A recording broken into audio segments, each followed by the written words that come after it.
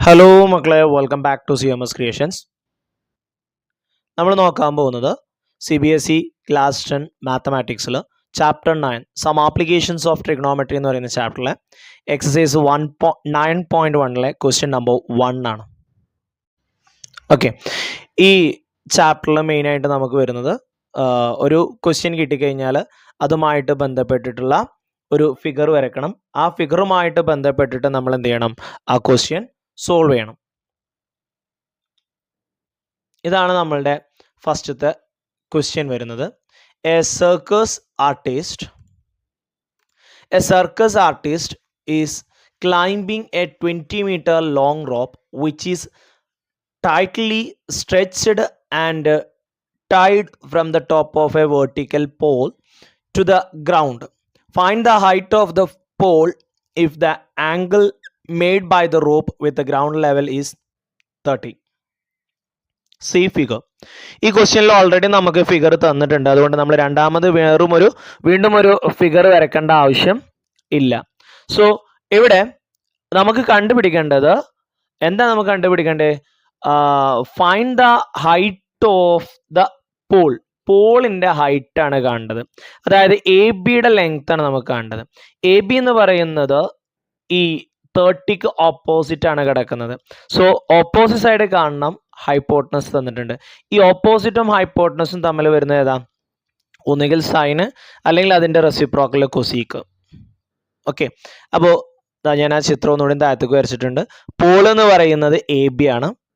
Then sign 30, നമ്മളിവിടെ sign 30 ആണ് ഉപയോഗിച്ചിട്ടുള്ളത്. അഥവാ ഒന്നെങ്കിൽ സൈൻ അല്ലെങ്കിൽ കൊസീക്ക് നമുക്ക് ഉപയോഗിക്കാം. നമുക്ക് കണ്ടുപിടിക്കേണ്ട ആൾ അഥവാ നമുക്ക് ഫൈൻഡ് ചെയ്യേണ്ട ആൾ ന്യൂമറേറ്ററിൽ വരികയാണെന്നുണ്ടെങ്കിൽ അത്രയും നല്ലത്. അങ്ങനെ ഒന്ന് ആലോചിച്ചാലും മതി കേട്ടോ. അപ്പം മൾട്ടിപ്ലൈ ചെയ്താൽ മതി, പിന്നെ ഡിവിഷൻ ഒന്നും നമ്മൾ നോക്കണ്ട. ഓക്കെ, നോക്കിയാൽ ഇവിടെ ഓപ്പോസിറ്റ് സൈഡ് കാണണം.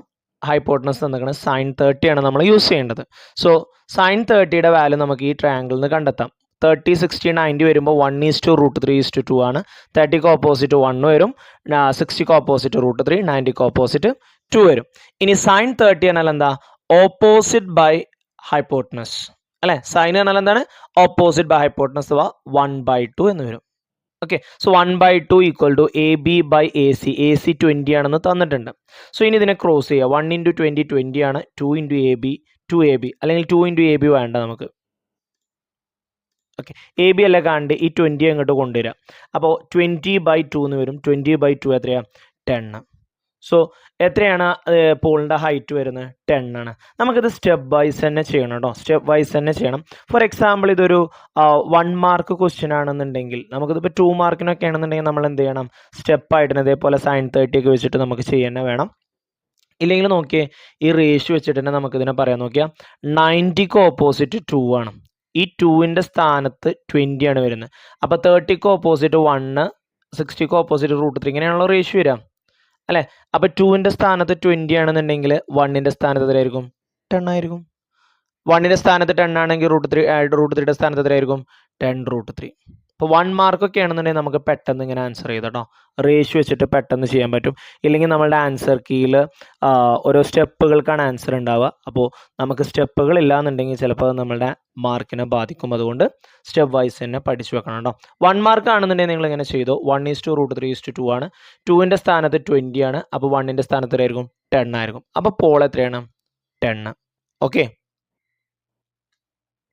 അപ്പോൾ length of the pole 10 metre എന്ന് കിട്ടും. പോളിന്റെ ലെങ്ത് 10 മീറ്റർ എന്ന് കിട്ടും.